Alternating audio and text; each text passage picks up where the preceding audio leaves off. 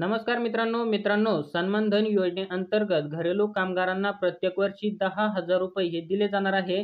मित्रांनो, 31 डिसेंबर पर्यंत 55 वर्ष पूर्ण केलेल्या घरेलू कामगारांना या योजनेचा लाभ हा दिला जाणार आहे। याच्यासाठी शासन निर्णय सुद्धा घेण्यात आला आहे। या शासन निर्णयामध्ये सविस्तर माहिती नक्की काय आहे तर ती आपण या व्हिडिओच्या माध्यमातून पाहणार आहोत। तेव्हा व्हिडिओला कुठेही स्किप करू नका, शेवटपर्यंत नक्की बघा। मित्रांनो, आपण हा शासन निर्णय बघू शकता। महाराष्ट्र घरेलू कामगार कल्याण मंडळाअंतर्गत राज्यातील नोंदणीकृत घरेलू कामगारांना मंडळाच्या निधीतून सन्मान धन योजना अंतर्गत द्यावयाच्या आर्थिक सहाय्याबाबत महाराष्ट्र शासन यांच्यातर्फे दिनांक 6 मार्च 2024 रोजी हा शासन निर्णय घेण्यात आला आहे। तर या ठिकाणी सविस्तर माहिती नक्की काय देण्यात आली आहे तर ती सुद्धा आपण या ठिकाणी थोडक्यात समजून घेण्याचा प्रयत्न करू। महाराष्ट्र घरेलू कामगार कल्याण मंडळाकडे नोंदणीकरिता महाराष्ट्र घरेलू कामगार कल्याण अधिनियम 2008 च्या कलम 11 मध्ये वयाची 18 वर्ष पूर्ण केलेल्या परंतु 60 वर्ष पूर्ण केलेली नसतील अशी घरेलू कामगारांची वयोमर्यादा विहित केली आहे।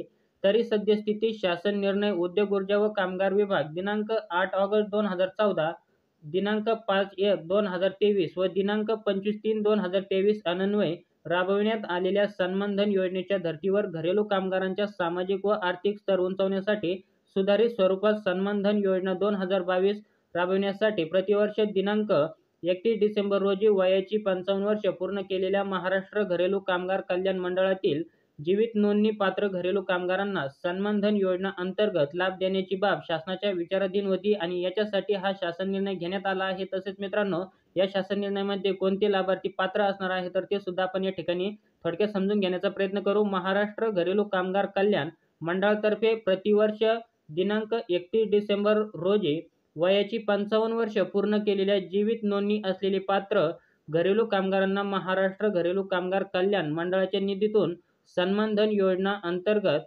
रुपये 10,000 एवढी रक्कम खालील अटींच्या अधीन राहून थेट त्यांच्या बँक खात्यात डीबीटीद्वारे जमा करण्याचा निर्णय हा शासनाने घेतलेला आहे। तर मित्रांनो, यामध्ये कोणते लाभार्थी हे पात्र असू शकतील तर हे सुद्धा समजून घ्या। यापूर्वी ज्या लाभार्थ्यांनी सदर योजनेचा लाभ घेतला असेल ते सदर योजनेसाठी पात्र नसतील।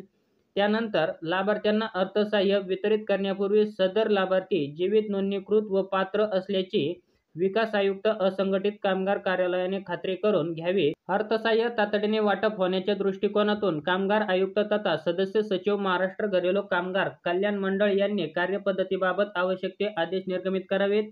त्यामध्ये उक्त अधिनियमाच्या कलम 15(3) मधील तरतूद सर्व जिल्हास्तरीय कार्यालय प्रमुखांना देखील तंतोतंत यामध्ये लागू राहील याचा उल्लेख करावा आणि त्यानंतर सदर अर्थसहाय्याचे वाटप जलद गतीने होण्याच्या दृष्टिकोनातून व लाभार्थ्यांच्या सोयीच्या दृष्टिकोनातून कामगार आयुक्त कार्यालयाच्या जिल्हा कार्यालय प्रमुखांमार्फत अपर कामगार यांच्या मार्फत अर्थसहाय्याचे वाटप करण्यात यावे आणि त्यानंतर महाराष्ट्र घरेलू कामगार कल्याण मंडळाने या प्रयोजनासाठी प्रत्येक जिल्ह्याच्या मागणीप्रमाणे मंडळाचा निधी हा हस्तांतरित करावा। म्हणजे मित्रांनो, महाराष्ट्र घरेलू कामगार कल्याण मंडळाअंतर्गत राज्यातील घरेलू कामगारांना 10,000 रुपये हे प्रतिवर्ष दिले जाणार आहे आणि याच्यासाठी 31 डिसेंबर पर्यंत 55 वर्ष पूर्ण झालेली लाभार्थी पात्र असणार आहे। तसेच मित्रांनो, या अगोदर ज्या लाभार्थ्यांनी या योजनेचा लाभ घेतलेला आहे असे लाभार्थी या योजनेसाठी पात्र असणार नाही।